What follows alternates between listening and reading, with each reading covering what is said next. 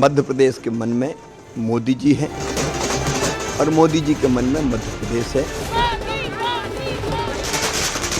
तमाम चुनावी विश्लेषणों और एग्जिट पोल को धता बताते हुए भारतीय जनता पार्टी ने मध्य प्रदेश का विधानसभा चुनाव जीत लिया है। अब सवाल यह है कि मध्य प्रदेश में मुख्यमंत्री शिवराज सिंह चौहान ही रहेंगे या फिर उनकी जगह कोई और लेगा।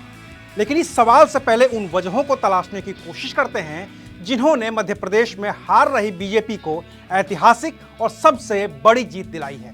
नमस्कार, मैं हूं अविनाश और आप देख रहे हैं अनकट। अगर एक लाइन में ही मध्य प्रदेश में बीजेपी की जीत की वजह बतानी हो तो शिवराज सिंह चौहान की लाडली बहना योजना ने पूरे मध्य प्रदेश में कांग्रेस को दरकिनार कर बीजेपी के हाथ में सत्ता दे दी है। यही वो योजना है जिसके जरिए एमपी के मामा शिवराज सिंह चौहान ने 1250 रुपए सीधे महिलाओं के खाते में ट्रांसफर कर एक नया लाभार्थी वोट बैंक बनाया।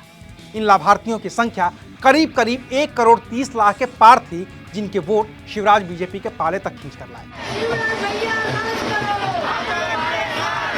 मध्य प्रदेश चुनाव में बीजेपी ने बड़े जोर शोर से एमपी के मन में है मोदी नारे को उछाला था और यह नारा काम कर गया। शुरुआती चुनावी प्रचार में बीजेपी पिछड़ती हुई दिख रही थी, लेकिन जैसे ही प्रधानमंत्री नरेंद्र मोदी की ताबड़तोड़ रैलियां शुरू हुई, गेम पलट गया और जो साइलेंट वोटर था, जो शिवराज सिंह चौहान या फिर स्थानीय विधायक और मंत्री से नाराज था, उसने भी प्रधानमंत्री मोदी के चेहरे पर भरोसा जताया और नतीजा सबके सामने।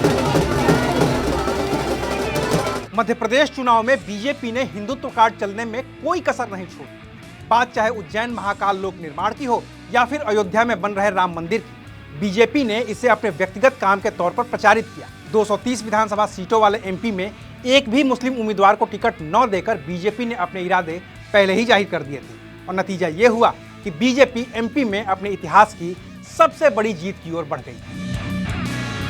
बीजेपी भले ही केंद्र में जाति जनगणना का विरोध करे, लेकिन चुनाव में उसे जातियों का इस्तेमाल करना बखूबी आता है।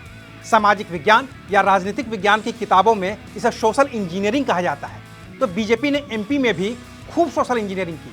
सांसदों को भी चुनावी मैदान में उतारते वक्त उनकी जात और उनके वोट बैंक का ध्यान रखा गया।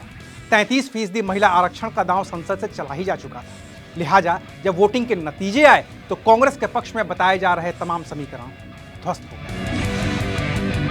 बीजेपी के टिकट बंटवारे के बाद जो लोग कांग्रेस की जीत का ऐलान कर रहे थे, उनकी निगाहें बीजेपी के बागियों पर टिकी थी।